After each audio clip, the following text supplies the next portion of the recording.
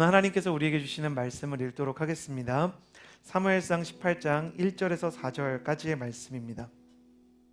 사무엘상 18장 1절에서 4절까지의 말씀 한 목소리로 같이 읽도록 하겠습니다. 시작. 다윗이 사울과 이야기를 마치자 사울의 아들 요나단은 다윗에게 마음이 끌려 다윗을 자기 목숨처럼 사랑하게 됐습니다. 그날부터 사울은 다윗을 아버지 집으로 돌려보내지 않고 자기 곁에 두었습니다. 요나단은 다윗을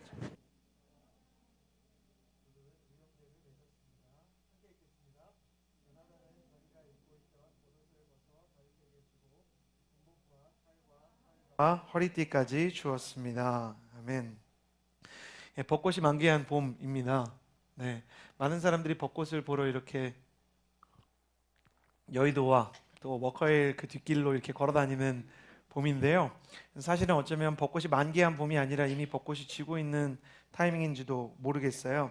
그래서 낙화하는 꽃들이 아쉬워서 지금 산으로 둘러 사람들이 많이 야유회를 떠났는데 이 자리에 오신 여러분 주님의 이름으로 환영합니다. 옆 사람에게 인사해 주시겠어요? 꽃보다 당신이 아름답습니다.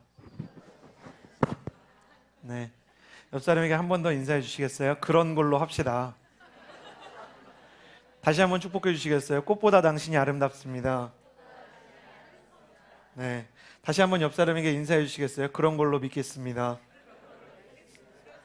네, 가슴에 손을 얹고 저를 따라서 스스로를 축복하겠습니다. 하나님은 나를 사랑하십니다. 조금만 더 믿음을 가지고 하나님은 나를 사랑하십니다. 나는 그 사랑 안에 있습니다. 이 시간 말씀 앞에 내 마음을 엽니다. 나는 절대로 이전과 같지 않을 것입니다. 아멘. 혹시 이 가운데 예배에 오늘 처음 오신 분들이 있다면 끝나고 나서 뒤쪽에 저희 세 가족이 팻말 들고 있을 텐데 좋은 영적인 친구를 만날 수 있는 가장 따뜻한 자리 저희 세 가족 모임에 꼭 함께 하셨으면 좋겠어요. 정말 은혜가 있을 거라고 저는 자부하고 확신합니다. 정말 준비가 잘 돼 있으니까요. 세 가족 모임에 꼭 와주시면 좋겠고요. 5월 21일, 22일 토요일, 일요일 저희가 하티스트라는 주제 아래 수련회를 준비하고 있습니다. 헐트와 아티스트를 합친 거예요. 그래서 마음을 조각한다. 마음의 아티스트라는 뜻인데 하나님께서 각 사람의 마음에 사랑을 새겨서 넣어주신다는 의미를 가지고 있습니다. 아직 CH6410에 대해서 이렇게 잘 모르고 또 이제 막 하나님의 동역자들을 만나고 싶은 마음이 있는 분들이라도요. 누구든지 웰컴하고 친구를 어색하지 않게 만들 수 있는 최고의 시스템을 만들어 드릴 테니까 용기를 가지고 신청하셨으면 좋겠어요. 이번 주에 신청하는 건 아니고 우리가 이게 준비된 광고와 함께 신청하는 때가 있을 텐데 5월 21일에서 22일 기억해 주시면 함께 아티스트 수련회 갈 수 있을 거라고 생각이 됩니다. 오늘 저는 촛불 하나라는 제목을 가지고 부르의 명곡 두 번째 시간 여러분과 나누고자 합니다. 촛불 하나, 지치고 힘들 때 내게 기대. 언제나 이곳에 서 있을게. 혼자라는 생각이 들지 않게 내가 너의 손잡아 줄게. 이 곡이 정말 크게 히트를 했었어요. 이 G.O.D를 잘 모르는 세대들, 요셉을 모르는 세대처럼 G.O.D를 모르는 세대들도 계시겠지만 G.O.D라는 가수가 한때 있었어요. 놀랍게도 그 가수가 불렀던 곡 중에 가장 크게 히트했던 곡 중에 하나가 이겁니다. 사람들이 마음속에 상당한 외로움을 가지고 있는 것 같아요. 그래서 사람들이 주변에 사람이 많아도 군중 속의 고독이라고 그들의 마음 가운데 어디 한 구석이 어두웠던 것 같아요. 누군가 내 마음을 밝혀줄 사람 하나 있었으면 좋겠다라는 생각 없이 사는 현대인이 어디 있겠습니까? 관계에 대한 고민을 누구나 가지고 있죠. 361 법칙이라고 여러분 들어보셨어요? 인간관계를 연구하는 학자들에 따르면 361 법칙이라는 게 있습니다. 보편적으로 인간관계의 30%는 당신을 좋아하고 60%는 당신에 대해서 이렇게 별 관심이 없고요. 나머지 10%는 당신이 아무리 잘해도 무조건 싫어한다는 이론입니다. 사람들이 자기를 좋아하는 30%의 사람보다 자기를 싫어하는 10%의 사람들에게 마음을 더 쓴다는 것. 한국 사람은 더 그런 마음이 있다고 생각합니다. 어디에 가나 이상한 사람들이 있고 어디에 가나 정신 나간 사람들이 있는 것 같다는 생각 혹시 해본 적 없으신가요? 만약 그런 생각이 들지 않는다면 당신이 이상한 사람일 확률이 굉장히 높습니다. 작년 한 해 동안 가장 많이 팔린 책은요, 미움받을 용기라는 일본 책입니다. 아들러의 심리학을 이렇게 일본 사람이 대화 형식으로 풀어낸 책인데요. 인간의 모든 인생의 문제가 대부분 관계의 문제라고 규정합니다. 이 책이 2015년 동안 가장 많이 팔린 책으로 한국의 베스트셀러가 되었고 2014년에는 일본에서 가장 많이 팔린 책이 된 거 보면 진짜 인간관계는 우리의 갈등과 문제의 핵심에 있는 것 같다, 그런 생각이 듭니다. 저는 오늘 말씀을 통해서 다윗이라는 한 사람의 관계 속에 있었던 요나단과 사울이라는 두 왕의 이야기를 통해 하나님께서 말씀하시는 인간관계의 건강함과 병든 마음 두 가지를 나누고자 합니다. 1절과 2절 말씀을 같이 한번 읽어보았으면 좋겠습니다. 1절과 2절 함께 읽어볼까요? 시작. 다윗이 사울과 이야기를 마치자 사울의 아들 사랑하게 됐습니다. 그날부터 사울은 다윗을 아버지 집으로 돌려보내지 않고 자기 곁에 1절 말씀을 보면 마음이 끌렸다, 이런 표현이 있어요. 기억해 주시겠어요? 다윗이 거인 골리앗을 쓰러뜨리자 요나단의 마음이 혜성처럼 등장한 민족의 영웅 다윗에게 끌리게 되었습니다. 이때부터 성경에서 가장 아름다운 두 남자의 브로맨스가 시작이 되죠. 다윗과 요나단의 아름다운 우정. 그런데 그날 다윗을 주목했던 것이 요나단뿐이 아니었습니다. 사울도 그때부터 다윗에게 지대한 관심을 가지기 시작했죠. 요나단도 다윗에게 마음이 끌렸고 사울은 다윗에게 시선이 끌렸습니다. 1절 말씀을 보면 요나단은 다윗에게 마음이 끌렸다고 얘기하는데요, 2절에 보면 사울은 다윗을 집으로 돌려보내지 않았다라고 기록하고 있습니다. 1절 요나단의 마음을 원어로 보면 요나단과 다윗의 마음이 하나가 되어서 묶였다, 시적으로 표현하죠. 그러나 사울의 마음에 대한 기록은 어디에도 없습니다. 왜냐하면 실제로 사울 안에 다윗을 향한 진심과 마음은 없었기 때문이에요. 실제로 그런 마음이 존재하지 않았던 것입니다. 사울에게 필요했던 것은 다윗의 마음이 아니라 다윗의 능력이었습니다. 골리앗을 쓰러뜨렸던 다윗의 영웅적인 능력이 필요했지만 다윗의 마음이 나와 가까워지는 것은 중요하지 않았습니다.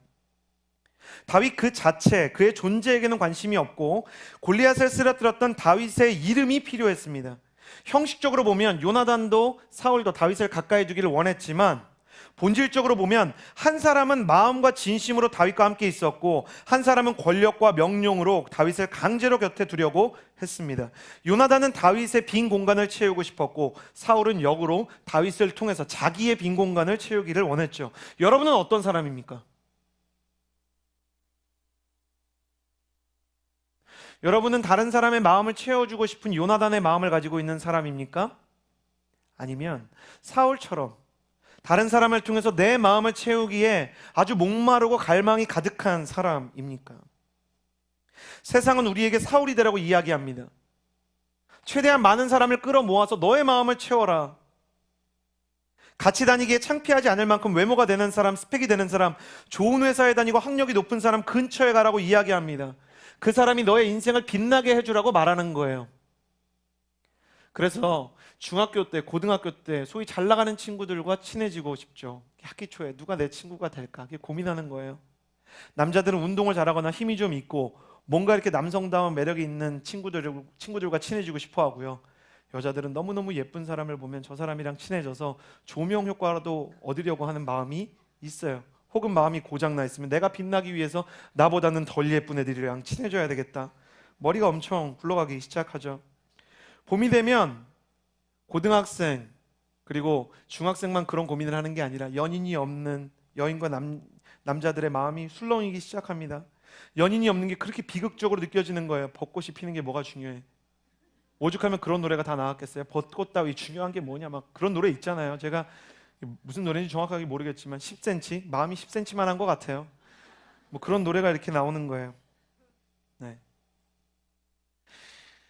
이럴 때 사람들이 가장 많이 하는 실수가 뭔지 아세요? 마음이 너무 외로울 때 진짜 좋아하는 사람이 아니라 좋아 보이는 사람 근처로 가는 거예요. 좋아 보이는 사람이 아니라 좋아하는 사람에게 마음을 줘야 되는데 좋아 보이면 좋아하는 것처럼 착각을 하는 거예요. 좋아 보이는 사람 그리고 실제 좋은 사람 차이가 있어요. 진짜 좋은 사람이랑은요 말이 통하고 좋아 보이는 사람이랑은 감이 통해요. 젊을 때는 센스가 통하고 옷 입는 게 마음에 들고 그 사람이 이렇게 유머 감각을 가진 게 마음에 들지만 어떤 자매가 이렇게 심리학 시간에 물어봤던 게 기억이 나요. 이게 심리학 전문가 교수님이 계실 때 부부관계에서 제일 중요한 거 하나만 뽑으라 그러면 뭐가 필요합니까? 그 자매가 이제 결혼을 앞두고 있었던 것 같아요. 말이 통해야 됩니다. 그래서 그 자매가 크게 한숨을 쉬는 것을 들었어요. 아마 예비 신랑과 말이 잘 통하지 않았던 것 같아요.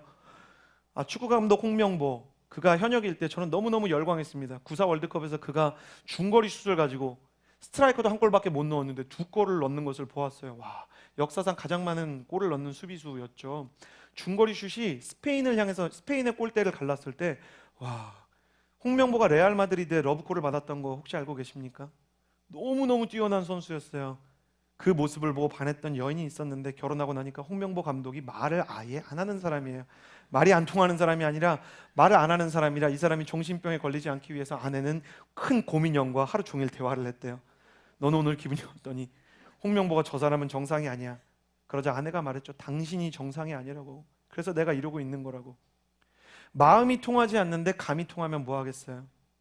왜 사람들이 실제 마음이 통하지 않는데도 원나잇 스탠드를 할까요? 사랑에 대한 진실한 감각을 잃어버렸기 때문이에요. 마음이 하나 되는 것이 무엇인지를 잃어버렸기 때문에 사람들은 센스가 좋은 사람, 유머 감각이 좋은 사람, 나를 가리고도 나를 안전하게 즐겁게 해줄 수 있는 사람을 쫓아다니죠. 그야말로 인조이의 시대입니다. 자매들이 저한테 와서 이제 결혼에 대한 많은 상담을 합니다. 저는 여호수아 청년부에서 이제 군대를 제대하고 이렇게 사역을 이렇게 했었다가 다시 사역의 감을 찾기 위해서 이제 여호수아에서 한참 노력할 때인데, 제가 연애를 오랫동안 하니까 그 자체를 신기하게 생각하는 거예요. 제가 막 7년째 연애하고 그랬거든요. 그 자체가 신기해서 이렇게 자매들이 와서 연애에 대해서 많이 물어보았어요. 그래서 얘기하면, 목사님, 전사님, 저는 다 괜찮은데 딱 하나만 원합니다. 남자가 180 이상이었으면 좋겠어요. 성경에서 키가 컸던 인물이 있습니다. 사울이에요. 저러다가 사울 만나면 어떡하나 걱정이 됐어요. 남자들이, 목사님, 저는 정말 이렇게 자매 학력이나 배경은 보지 않습니다. 근데 이상형을 물었더니 막 설현 같은 자매를 얘기하는 거예요. 마음 가운데 도둑 같은 심보가 있고 악한 영 사단의 마음이 있는 것을 그의 마음속에서 엿볼 수 있었어요. 성경에도 아이돌이 있었습니다. 들릴라라고. 들릴라 같은 여자를 만나면 있던 머리칼까지 다 뽑히게 된다는 거 기억하셨으면 좋겠어요. 외모가 너무 중요하잖아요. 외모를 보느라 외모보다 더 중요한 걸 놓치게 되어 있습니다. 밖에 보이는 조건 때문에 잠시 동안이라도 저 사람을 내 곁에 둬야겠다. 외로우니까 일단 저 사람을 임시방편으로 내 곁에 묶어놔야 되겠다. 사울과 같이 그런 마음이 있는 사람들, 마음이 함께 가지 못하면 당신이 진심이 아니라면 사랑이 될 수 없습니다. 오히려 마음이 상하고 허무하게 될 뿐이었다는 것을 여러분은 경험하지 못했습니까? 사람을 옆에 그냥 묶어두려는 마음, 괜찮아 보이는 사람, 진짜 좋아하는 사람이 아니고 진짜 마음이 통하고 싶은 사람이 아니고 꽤 괜찮아 보이고 멋지게 보이는 사람 옆에 두려고 하는 병든 마음을 가지고 있어 봐야 사울이 될 뿐입니다.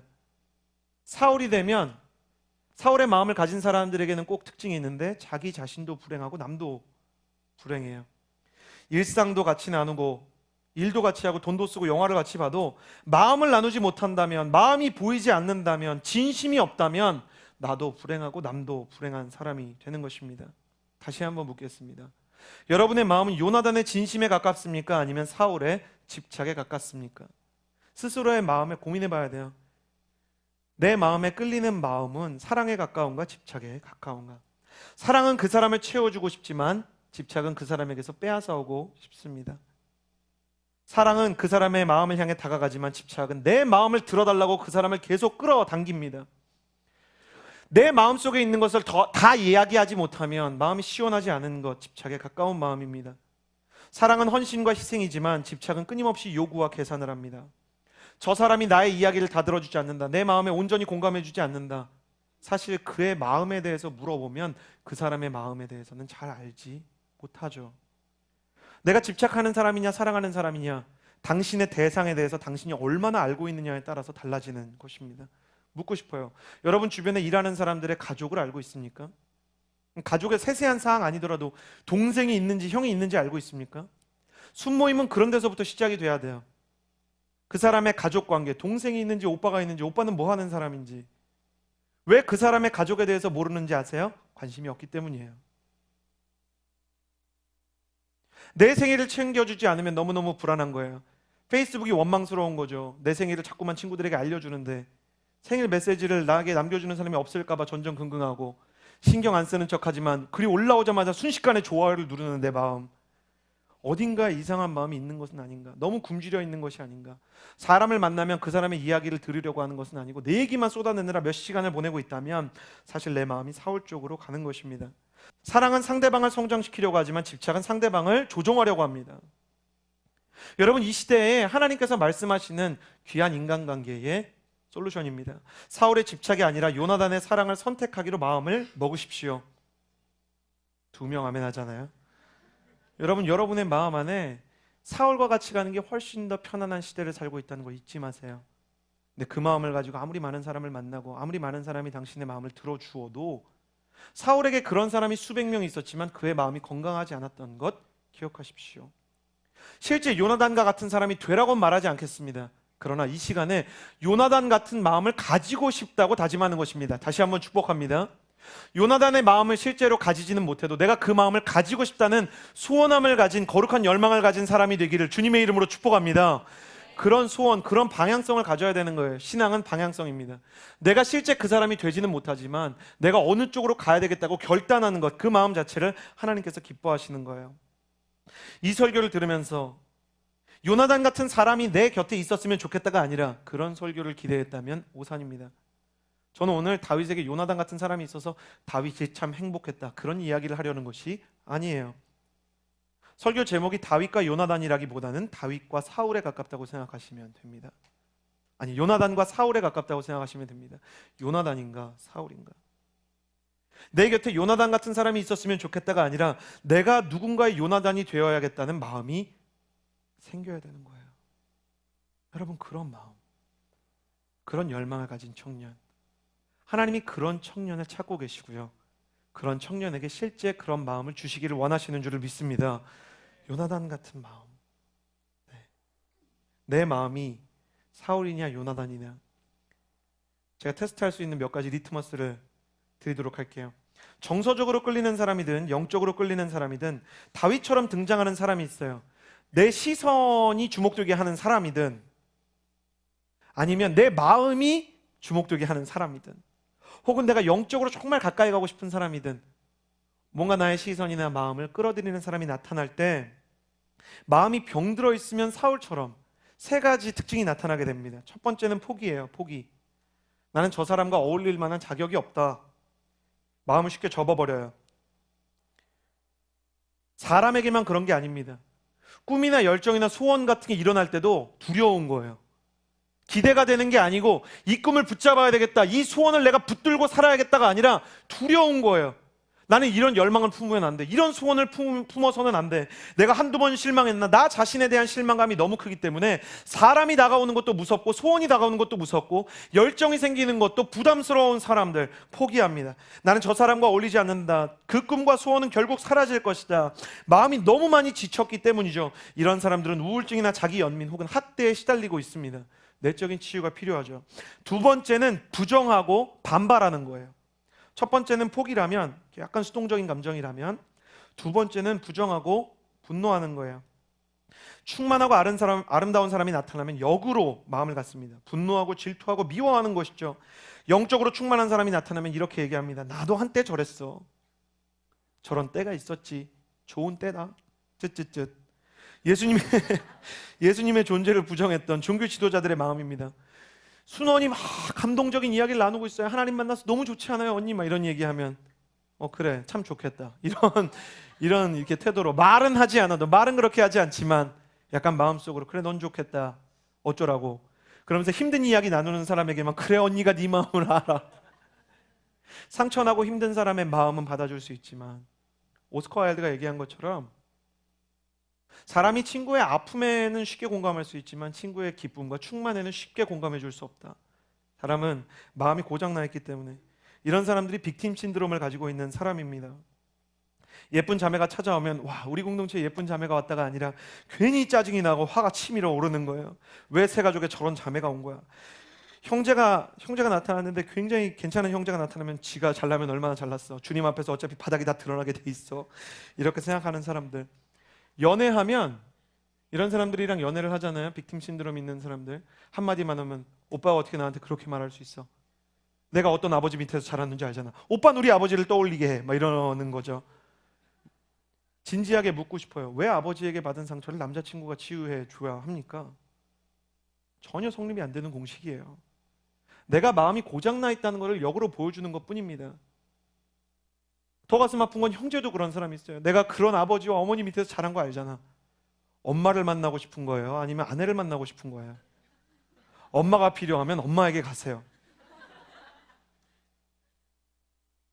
여러분, 사랑을 하면 서로를 통해서 서로 같이 성장해야지 그 사람에게 기생해서는 안 됩니다. 그건 연애가 아니고 기생이에요. 남자친구가 아니라 숙주가 필요한 겁니다. 숙주. 이런 사람을 왜 나쁜 남자, 나쁜 여자라고 부르는 줄 아세요? 숙주를 다 빨아먹고 나면 다른 숙주에게 환승하기 때문이에요. 너무 나쁜 사람들이죠. 자매님들, 이런 빅팀 신드롬에 시달리는 형제들과 권면합니다. 헤어지세요. 그 사람은 예수님이 필요하지 당신이 엄마 역할을 하는 게 필요한 게 아니에요. 당신은 연인으로 부르심을 받아야 되는 자리에 있어야지 의사가 아닙니다. 저를 따라 주시겠어요? 나는 의사가 아니다. 선포해 주셔야 돼요. 형제도 마찬가지예요. 내가 이렇게 살았는데 왜 나를 이렇게 대하는 거야? 너 우리 가정의 정서를 다 알잖아. 우리는 지금 병원에 온 게 아니다. 알려줘야 돼요. 온갖 이야기를 다 해서 너는 내게 그것을 해줘야 된다고 얘기해도 인정하셔야 됩니다. 그건 병든 거예요. 그 마음은 남자나 여자가 채워줄 수 있는 게 아니란 말이에요. 세 번째, 이제 부정이 심해지거나 혹은 포기가 심한 사람들도 마지막 스테이지는요, 집착을 하는 거예요. 관계 중독. 하루 종일 연락하고 쫓아다니고 그 사람이 없으면 죽을 것 같아서 몇 번씩 위치를 확인합니다. 카카오톡에서 일이 사라졌는데 답장이라도 늦는 날에는 정말 마지막 날에 임할 것 같은 재앙과 환란이 임하는 사람들. 정말로 그 사람에게 기생해서 숙주를 다 빨아먹고도 마지막 한 방울까지 짜내려고 하는 사람들이 있어요. 사울은 두 번째, 세 번째가 다 있어요. 이런 사람은 상대방도 어느 정도 불행해야 안정감을 느낍니다. 공감이 되시나요? 그런 사람이 있어요. 연애를 하는데 나는 이렇게 힘든데 얘는 너무 충만하면 그게 불행해서 나의 불행을 어떻게든 전가시키려고 하는 사람이 있어요. 그게 안 되면 안 될수록 더 미치고 팔짝 뛰는 거예요. 사울의 마음이 그런 것이었어요. 상대를 불행하게 만들고 상대를 파탄시켜야만 안정감을 느끼는 사람들, 다른 사람에게 의존하고 다른 사람을 의지하게 만드는 것 같아요. 이런 사람들이 어떤 때 보면 밀고 당기는 걸 너무 잘해서 어떤 때는 막 아예 무심한 것 같다가 어떤 때는 막 너 없이 못 사는 것 같다가 막 밀고 당기는 걸 하거든요. 사실은 그런 여자, 그런 남자, 그런 숙주가 없으면 살 수 없는 플레이보이들이에요. 애정을 일으켜서 그 에너지를 이용하고 빨아먹고 떠나는 겁니다. 만나지 마세요. 헤어지세요. 네, 헤어지세요. 나쁜 남자에게 필요한 건 예수님입니다. 예수님이에요. 나로 인해 고쳐질 거다. 잘못된 메시아닉 컴플렉스를 버려야 돼요. 남자랑 여자가 만났어요. 그럼 최소한 그 사람을 통해서 내가 변화될 때 좋은 무엇인가가 일어나야 돼요. 사람은 사람을 만나면 영향을 받고 변하게 돼 있거든요. 변해가는 내 모습이 내가 볼 때 좌충우돌하고 울 때도 있고 웃을 때도 있어도 변해가는 내 모습이 전반적으로 좋은 쪽으로 가야 돼요. 돈이 없는 것도 괜찮아요. 조금 부족한 것도 괜찮아요. 근데 만나면 만날수록 나 자신도 좋은 방향으로 가는 거예요. 하나님께 더 가까이. 그리고 부모님을 용서하게 되고 가족을 사랑하게 되고 더 기도하게 되고 뭐 그런 기도 말고 저 남자를 좀 바꿔주십시오. 이런 기도만 하는 게 아니고요. 내 인생에 대한 하나님의 뜻들을 더 깨달아가는 뭔가 긍정적인 변화가 있어야 돼요. 계속 부정적으로 만드는 사람, 당신을 추락시키는 사람, 그리고 당신을 결정적으로 추락시켜야 만족하는 사람이라면 미련 없이 떠나십시오. 차라리 순장하세요. 연인하지 말고. 순장은 될 수 있지만 연인은 해서는 안 되는 사람입니다. 첫 번째 포기하는 사람은 자기가 없는 사람이에요. 자기 자신이 그냥 지워져 버리고 사라졌으면 좋겠는 사람. 어떤 노래의 제목처럼 내가 사라져버렸으면 좋겠다라고 노래하는 사람들. 두 번째는 자기가 아니라 분노와 부정을 가지고 있는 사람은 타인에게만 집중하는 사람들. 왠지 아세요? 자기 자신에게 집중하는 것 같지만 딴 사람을 바라보느라 그 분노 때문에 살아있는 거지 누구를 미워하지 않으면 사실은 살아있다는 느낌을 못 받는 사람들. 타인에게만 묶여있는 사람들이죠. 세 번째는 가장 심각한데 자기밖에 없는 사람이에요. 혹시 여러분이 이 세 가지 증상 중에 하나를 가지고 있다면 꿈도 소망도 너무 쉽게 포기하고 혹은 좀 잘난 사람이 나타나고 괜찮은 사람이 나타나면 특히 동성일수록 더 질투와 집착이 심해지고, 세 번째, 이 사람을 빨아먹고 이용하려는 마음이 생기고 자꾸만 의존하고 그 사람이 없으면 불안하고 15분 이상 일이 사라졌는데 답변을 하지 않는다. 왜 그랬을까? 전 형제들 중에 정말 바쁜데 자매가 카톡을 하는데 내용이 궁금하면 자매의 의처증이 두려워서 비행기 모드를 해서 그거를 확인하고 다시 비행기 모드 푸는 형제도 보았어요. 비행기 모드를 하고 보면 그게 일이 안 사라지거든요.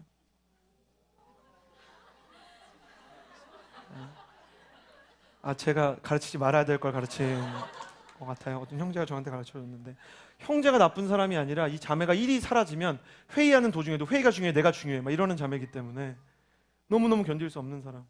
자기가 이렇게 카톡에 30분 40분 답장을 늦게 하면 자기 회사 앞에 와 있는 자매, 미치겠는 거죠. 네. 너무 소름 끼치지 않나요? 내 마음이 그 정도까지는 아니어도 뭔가 그런 쪽에 경향을 가지고 있다면 요나단의 마음이 필요한 시점입니다. 그럼 요나단의 마음은 무엇인가? 3절과 4절 같이 한번 읽어보았으면 좋겠어요.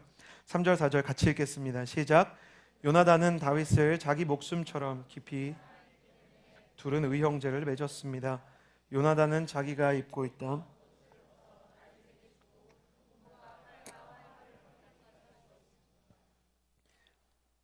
요나단의 마음을 한 문장으로 정리하자면 무장해제가 된 마음이에요. 무장해제가 됐어요. 왜? 3절에 자기 목숨처럼 다윗을 사랑했기 때문에. 자기 목숨처럼 사랑했다. 1절과 3절에 두 번이나 나옵니다. 히브리 원문을 보면 요나단이 자기 목숨을 사랑한 것처럼 다윗을 사랑했다. 이걸 보면 뭔가 떠오르지 않나요? 내 이웃을 내 몸과 같이 사랑하라. 요나단은 자기 목숨을 사랑했습니다. 이 목숨이라는 단어, 생명이라는 단어는 하나님께서 자기에게 주신 삶, 자기에게 주신 환경까지 전부 사랑했다는 거예요. 그 마음으로 다윗을 사랑했습니다. 제가 요나단의 마음의 비밀을 알려드릴게요. 당신이 자신의 인생을 사랑할 줄 알아야 합니다.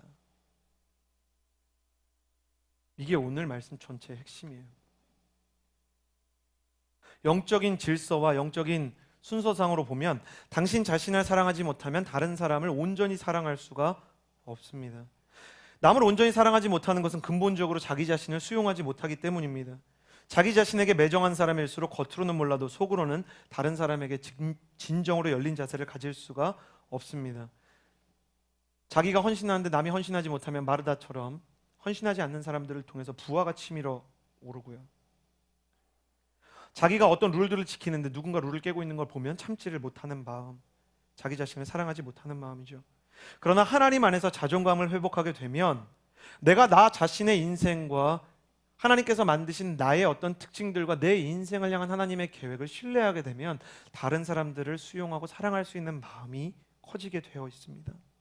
요나단이 왜 다윗에게 끌렸는가? 본질적으로는 요나단이 다윗을 너무나 닮은 사람이었기 때문이었어요. 요나단의 마음 안에 다윗의 마음과 닮은 어떤 요소가 있었습니다. 사무엘상 14장 6절을 같이 한번 읽어보았으면 좋겠어요. 사무엘상 14장 6절 제가 읽어드릴게요. 사무엘상 14장에서 요나단이 블레셋에 사람들이 엄청 많고 자기의 군사는 엄청 적은데 요나단이 달려가서 이렇게 외칩니다. 자기 동료들과 함께 이리 와서 저 할례 받지 않은 블레셋 사람들의 부대에게로 가자.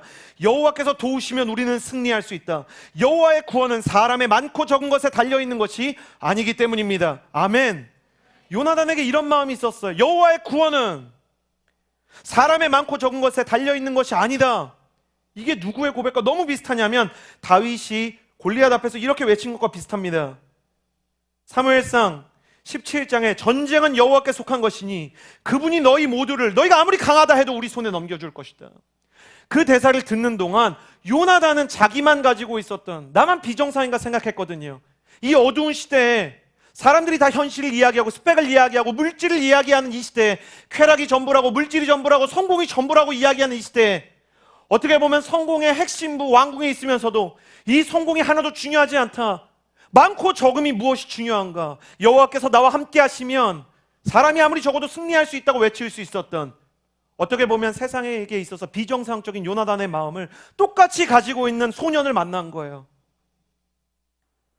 아니 저런 사람이 있다니 내 생각이 저건데 그래서 요나단이 자기 모습을 다윗 안에서 본 것이에요. 동질감을 느끼고 영혼의 공명이 일어난 것이죠. 잠언 27장 17절에 철이 철을 날카롭게 하듯이 그 친구의 얼굴을 사람이 빛나게 한다. 철과 철이 만나야 사람의 얼굴이 빛나는 거예요. 아무리 철과 같은 다윗이 나타나도 내 마음이 나무라면 의도치 않아도 마음이 깎이는 거 아니겠어요?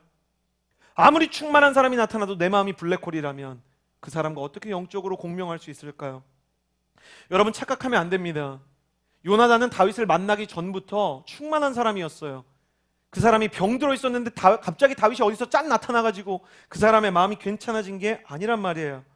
요나단 그는 정말로 건강한 사람이었어요. 하나님 앞에서 충만한 사람이었고 자기 자신의 인생을 사랑할 뿐만 아니라 자기의 가족을 사랑할 수 있었어요. 생각해 보세요. 아버지가 미쳤어요. 초라한 목동 다윗만 사랑한 게 아니고 미쳐 날뛰는 폭군 사울왕도 사랑한 아들이었다고요. 그런 사람이었기 때문에 다윗이 나타났을 때 그 마음에 온전한 우정과 사랑과 공명을 이룬 거예요.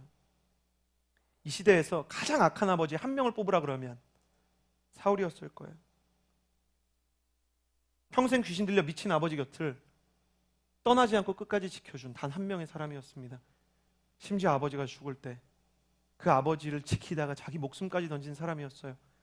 자기 인생의 최고의 친구, 자기 인생의 영혼의 공명을 일으켰던 다윗이 그 왕궁을 떠날 때 요나단이 그 왕궁을 떠나지 않았던 것은 왕의 자리에 미련이 남았기 때문이 아니라 자기 아버지를 두고 떠날 수가 없었기 때문이죠. 이 시대에 요나단 같은 인생을 사는 청년들을 보았어요. 아버지가 알코올 중독이에요. 외도를 했어요. 파산이 됐어요. 가정의 경제가 다 흔들려가지고 어렸을 때부터 자기 가족의 경제를 지탱하느라 자기 인생을 포기한 청년들, 병든 어머니를 돌보느라 연애를 제대로 하지 못했던 자매들을 보았어요. 그 사람들이 찾아와서 목사님, 인생이 너무 얄궂습니다. 미생 드라마를 보는데 자기 아버지를 짐에 짊어지고 사는, 자기 인생도 너무 고달픈데 자기 아버지까지 짊어지고 살아야 되는 여사원의 마음이 너무너무 제게 공감이 됩니다. 이 자리에 부모님이 계시다면 권면하고 싶어요. 아들이 요나단으로 자랄 수 있도록 내비두세요. 딸이 자기 길 가게 놔두세요. 사울이 요나단한테 다 널 위해 이러는 거야. 내가 다윗 죽이려는 거는 널 위해 이러는 거야. 네 인생을 위해서 이러는 거야. 그래서 요나단이 왕이 됐습니까? 사울만 그렇게 안 했으면 요나단이 그렇게 비극적으로 죽지 않았을 것입니다. 이 시대의 부모가 사울 같은 마음을 품고 있으면 다윗 같은 사람만 핍박하는 게 아니에요. 자기 자식인 요나단까지 소유하려고 합니다. 자기 물건이라고 생각해요. 잘못된 마음입니다. 그의 인생을 망가뜨리고 말 거예요. 자녀의 인생을 하나님이 책임지십니다. 너무 힘든 일이지만 보내주셔야 돼요. 그러나 요나단 같은 인생을 사는 청년 여러분, 인생이 끝난 것처럼 생각하지 마세요. 하나님은 사울 밑에서 요나단을 만드셨어요. 다윗의 아버지 이새가 다윗을 뭐라고 불렀는지 아세요? 양치는 이가 있다 그랬는데 원어로 보면 양치는 이가 아니라 하카톤, 쓸데없는 자, 이렇게 얘기해요. 아버지가 그 아들을 향해서 쓸데없는 애다. 사무엘이 왔는데 소개도 안 시켜주고 계속 양만치게 하잖아요. 여러분 생각해 보세요. 이 시대에 영적인 지도자들이 막 있어요. 이지연 목사님이 집에 찾아와서 자녀 안수 기도를 하겠다 그러는데 설거지 시키느라고 안수 기도를 안 받게 하는 부모가 있다고 한번 생각해 보세요. 다윗의 아버지 이새가 그런 사람이었어요. 그러나 하나님은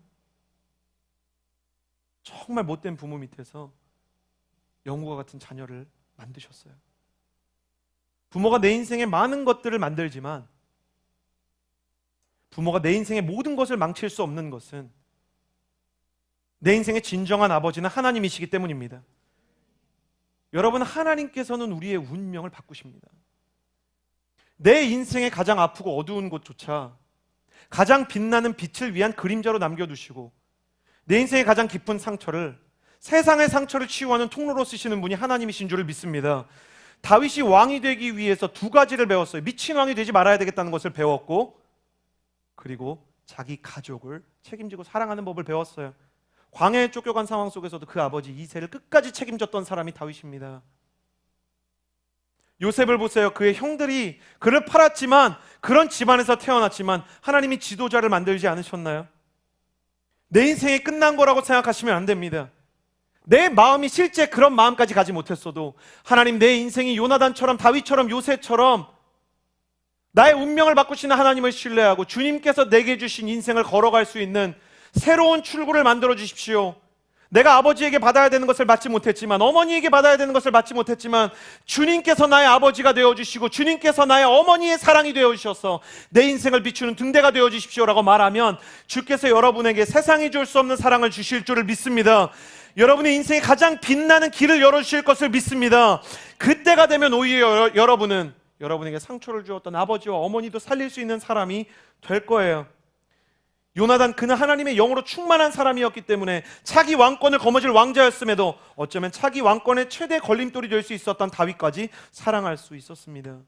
왜냐하면 그에게는 왕권이라는 것 자체가 중요하지 않았고, 그보다 더 하나님이 주신 영적인 공명과 그리고 하나님이 주신 자기의 인생, 자기가 그렇게 사랑했던 자기 길이 중요했거든요. 자기 사명, 자기 비전이 확실한 사람, 자기 인생을 사랑하는 사람에게 하나님께서 주시는 그 소명, 그 부르심이 있는 사람은 남의 인생 보면서 질투하지 않습니다. 저 사람 때문에 내 인생이 불행하게 됐다고 말하지 않습니다. 사명이 분명한 사람, 부르심이 분명한 사람, 내게 주신 내 인생을 사랑할 수 있는 영혼의 힘이 있는 사람은 자기 인생을 가로막을 수 있는 장애물이 사실상 아무것도 없다는 것을 알고 있습니다.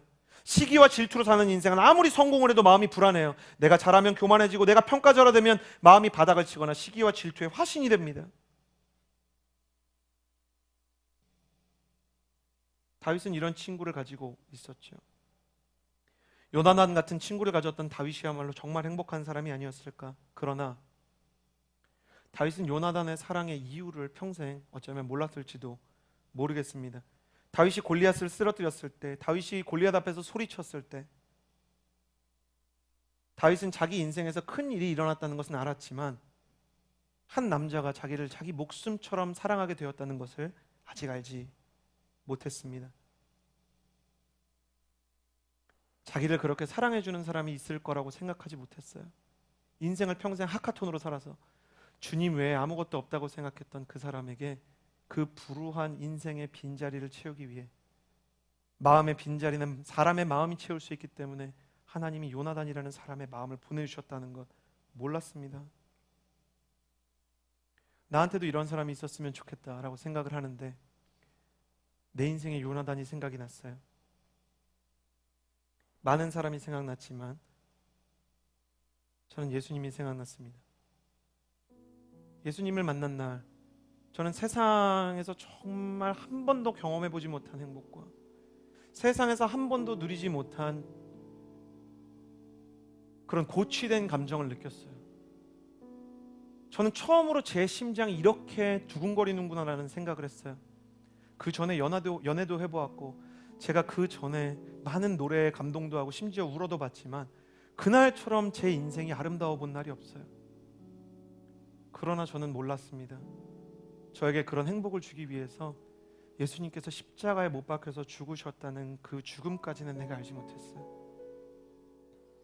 다윗이 요나단의 마음을 몰랐던 것처럼 저도 예수님께서 저에게 그 행복을 주기 위해서 어떤 것들을 치르셨는지를 전혀 이해하지 못하고 있었습니다. 저는 목동처럼 비천한 사람이고 가정에서 하카톤처럼 무시받는 사람이었어요. 그러나 하나님은 나를 사랑하시고 나를 존귀하게 여기셨습니다. 때로 내가 내 인생에서 도망자가 되어서 내 인생을 피해서 도망칠 때도, 사람들이 다 나에 대해서 그런 게 아닌데 나를 오해할 때도 하나님만은 네가 그런 사람이 아니라고 내 편이 되어 주셨어요. 내가 죄를 짓고 나 자신이 나를 비방할 때도 하나님만은 나를 포기하지 않으셨어요. 그러나 하나님께서 내게 그런 마음을 주시기 위해서 무엇을 포기했는가? 내게 그런 열망과 그런 고치심을 주기 위해, 내 심장이 뛰기 위해 그분의 심장이 창에 꿰뚫렸다는 것을 나는 알지 못하고 있었습니다. 나를 위해서 도무지 이해가 안 되는 대가를 지불하셨던 주님, 목숨을 지불하셨던 주님, 그분이 나의 요나단이세요. 왜 이 자리에 나오셨습니까? 주님은 여러분에게 요나단의 마음을 주기를 원하십니다. 사실 그것은 요나단의 마음이 아니라 예수 그리스도의 마음입니다. 예수님께서 당신이 정상적으로 한 인간으로서 한 인간을 사랑하길 원하세요. 예수님께서 당신이 질투와 원망의 화신이 되지 않기를 간절히 바라보겠어요. 내 인생을 둘러싼 환경의 문제들을 원망하고 불평하면서 언제까지 내 인생이 이 모양이 된 것을 다른 데서 이유를 찾으려고 전전긍긍하시겠어요? 그러면 해답이 나오나요? 그러면 여러분의 인생이 1cm라도 더 높은 곳으로 올라갑니까? 왜 하나님 내게 이런 아버지를 주셨습니까? 왜 하나님 내게 이런 동생을 주시고 이런 형을 주셨어? 남들이 겪지 않아도 될 일을 내가 겪게 하셨나요? 여러분, 하나님은 여러분이 그런 원망과 불평의 먹이가 되기를 원치 않으세요. 요나단처럼 다윗처럼 그 아버지 세대의 상실과 귀신 들림을 이기게 하는 능력, 그 주님께서 당신의 요나단이 되어서 이미 당신의 마음 안에 계십니다. 당신이 그것을 알 수 있다면, 당신이 그것을 진정으로 깨달을 수 있다면 저와 여러분, 우리가 맺고 있는 인간관계가 완전히 달라지게 될 것이에요. 제 안에 사울과 같은 마음이 있어요. 저는 제 아내 앞에서도 진심을 드러내지 않으려고 애를 쓰던 시절들이 있었어요. 아내가 너무너무 힘겨워했기 때문에 이 여자의 구원자가 되어줘야 되겠다는 생각 때문에 제 안에 있는 모든 두려움과 제 안에 있는 모든 상처는 한켠에 묻어두었어요. 이 남자에게 착한 남자, 좋은 남자, 예수님 같은 사람이 되기 위해서 몇 년을 애를 썼어요.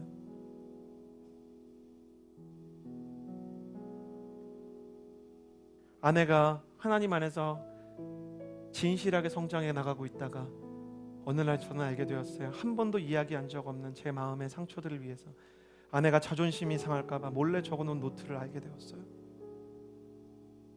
모르는 것 같지만 알고 있었던 거예요. 하나님, 이 사람이 하나님 앞에서 내가 영적인 수위가 낮아서 이 사람을 도와줄 수 없지만 도와주십시오, 고쳐주십시오. 근데 그것을 보았을 때 감동이 되는 게 아니고 당황이 되고 이 여자를 떠나야 되나는 생각이 드는 거예요. 저는 그만큼 두려웠어요. 사랑받는 게 사실 너무 두려웠던 거예요. 여러분, 사랑받는 게 두려워서 더 나이스한 사람, 더 괜찮은 사람이 되기 위해서 저처럼 애쓰고 계시지 않나요? 일정 이상 마음을 나누는 것이 너무나 두려워서 그게 너무 습관이 돼서 사실은 여러분 자신의 마음이 어떤지도 모르고 계신 것은 아닌가요? 집착이 생기고 분노가 생기고 내 인생의 꿈과 소망을 다 포기하지만 왜 내가 이러고 있는지 모르고 있다면 주님께로 돌아오셔야 하는 때입니다. 주님이 당신을 부르고 계세요. 이 시간 한 가지만 같이 기도하기를 원해요. 하나님, 하나님께서 내게 주신 인생, 그리고 하나님께서 내게 주신 생명부터 사랑할 수 있게 해주십시오. 눈을 감고 가슴에 손을 얹어주시겠어요?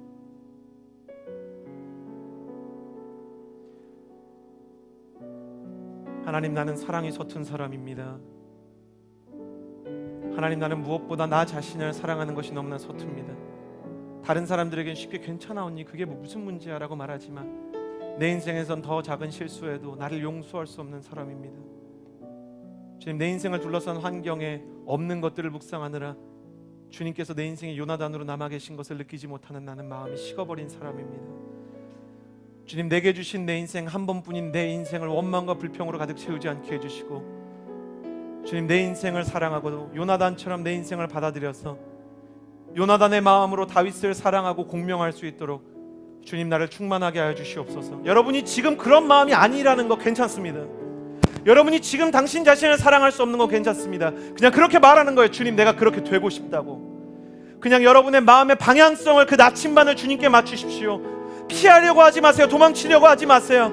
하나님, 내가 지금 그런 사람은 아니지만, 내가 내 인생을 사랑하고 있지 못하지만 사랑할 수 있는 마음을 주십시오. 감정을 따라서 기도하라는 게 아닙니다.